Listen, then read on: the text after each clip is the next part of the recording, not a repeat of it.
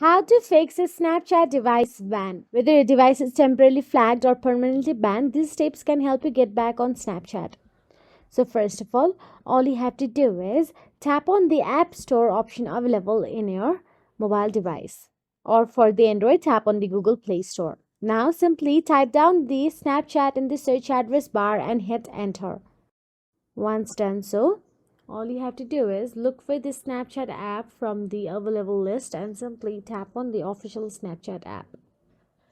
Now, once done so again, tap on the update option available right next to it and update the Snapchat app to the latest version because sometimes the older version shows this problem. Now, once you tap on the update, wait for a while for your update to complete. It might take few minutes.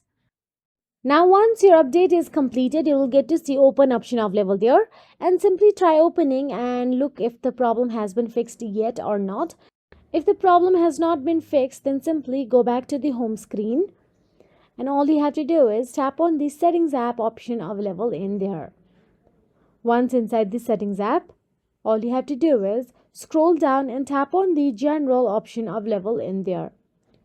Once you tap on the general, simply tap on the iPhone storage option available inside the general. Once you tap on the iPhone storage, or once you are inside the iPhone storage, you will get to see the long list of apps option available there. Simply tap on this Snapchat and all you have to do is tap on the upload app option available there and reinstall the Snapchat app on a device. And that is it. If you found this video helpful, please like, share and subscribe our channel and thank you so much for watching.